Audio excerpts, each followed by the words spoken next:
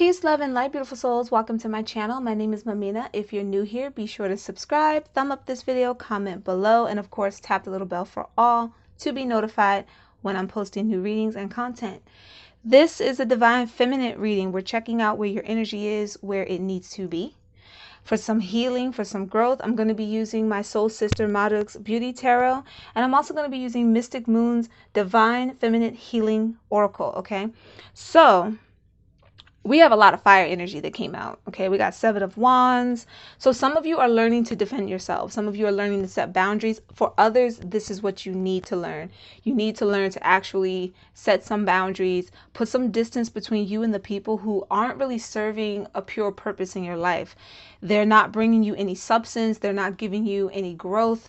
They're not contributing to anything positive. And in fact, they're actually bringing you down or making you suffer in some way. And I feel like they're making you suffer in your confidence for those of you who are having this issue. So it's time for you to properly defend yourself and to set boundaries. Now, I want to note, defending yourself, it's not always about the arguing part. It's not always about the going back and forth. It's about knowing how to give a solid no, which is the boundary, and then walk away. No need. They don't deserve the conflict from you. They don't deserve your attention. For some of you, every now and then, you might get someone who they keep trying, they keep nagging, and you may have to pop off on them one good time, but you can't let your energy sit in that. Like, you can't stay in anger. Anger serves a purpose. You guys always hear me say that. It's the thing that pushes you to move, pushes you to go forward. However, if you let it rule you, or if you stay stuck in it, that's a problem. And I'm feeling like the fire signs are coming out here because that's how passionate and also how confrontational some of your situations can be. I mean, we literally have Sagittarius, Aries, Leo energy coming out strong with this group. So it could be in your chart and or could be in a person that you're having conflict with chart. But even when the signs aren't in your chart, the energy of the signs still apply in their positive or negative aspect depending on what your situation is. So that's why it's always cool. I try to mention the signs to you or I leave them in the description. So yeah, defending yourself, setting boundaries, really standing your ground, that's important here. And of course, this pushes you guys forward into action, which I was talking about earlier, how anger can sometimes trigger an action. You just have to be mindful to not be ruled by it and not to stay stuck in it. We have the Knight of Wands coming in. Now, for some of you, this is some type of counterpart, but we're not going to focus on that because that's not a strong energy here right now. This is mainly for divine feminine healing. When it comes to this Knight of Wands, I feel like it's the adventure of it all and being inspired. Really being inspired to just take an adventure in your life. Whether it's traveling, whether it's doing something outside of your comfort zone, but just allowing your charming nature to come through. Some of you might have a hard time stepping into your more sensual side. So learning to be more flirtatious with life is what I hear though. Flirtatious with life. So allowing yourself to actually grow and expand in the current setting that you're in so that you can expand out of it.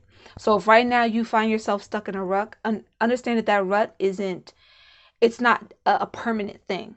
Your mentality, your mindset, and your thoughts will help you get out of any situation that you feel stuck in because you create your reality with your thoughts. So I feel like the Knight of Wands is coming in here saying, hey, take an adventure. Be inspired by yourself. Be inspired by the life around you. Show some gratitude. Show a flirtation for life. Allow yourself to actually dip your toes in something else other than what you've been dipping your toes in. Pretty much be passionate. Be daring, be darling, be all of that. Okay, and then we have the Six of Wands because victory is automatically on your side. I do feel like for some of you, the public recognition is actually a very literal thing for you.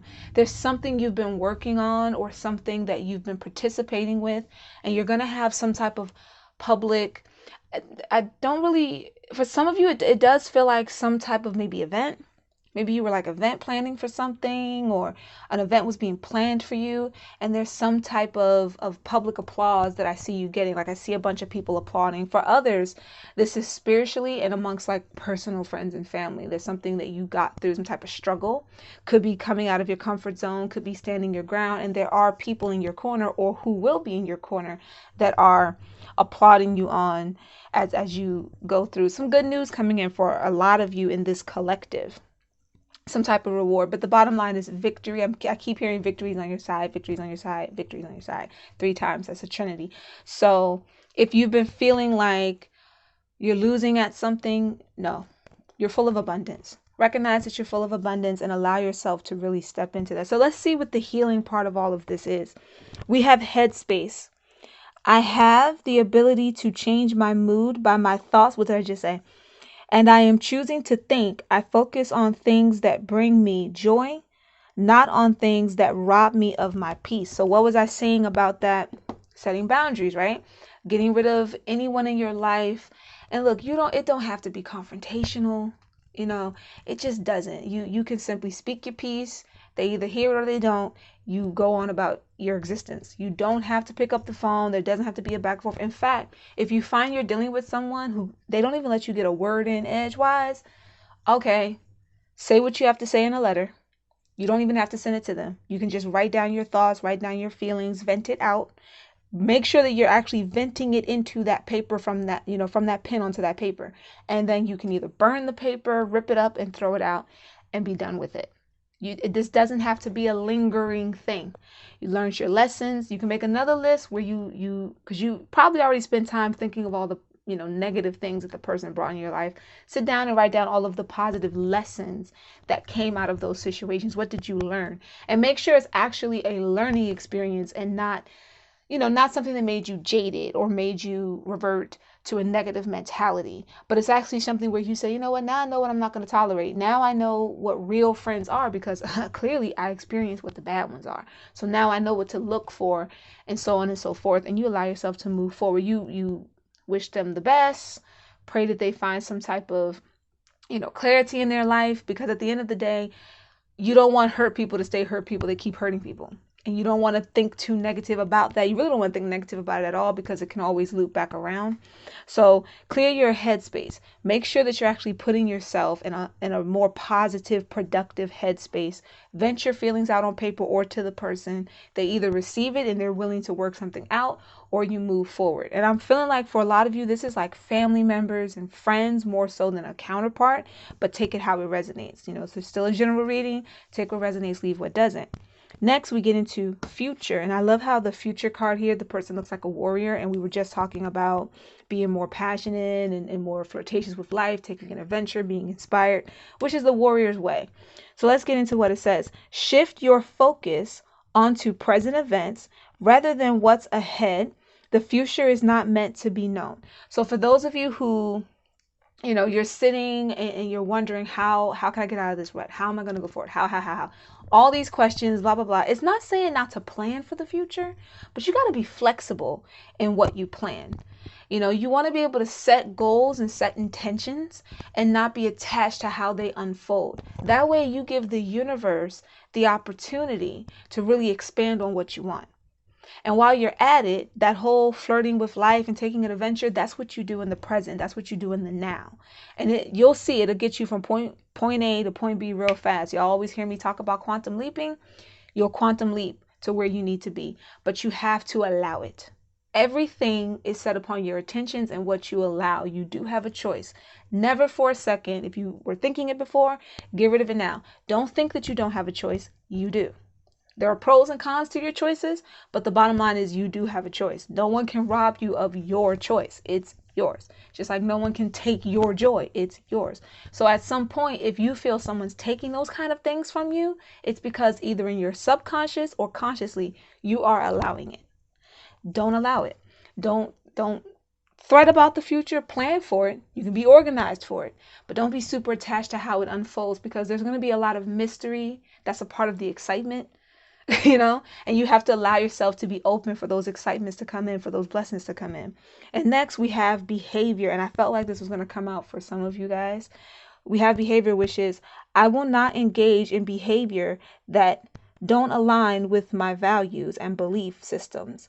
When I do this, no one benefits. This goes back to that Seven of Wands. It actually contributes to the Seven of Wands and the Six of Wands, because the Six of Wands is about the victory, about the actually like accepting a stronger version of yourself, being actually recognized for the work that you do and allowing yourself to just move forward. But again, that Seven of Wands is about that defensiveness. So it's knowing how to properly defend yourself without it always being a conflict where now someone takes you out your character, i.e.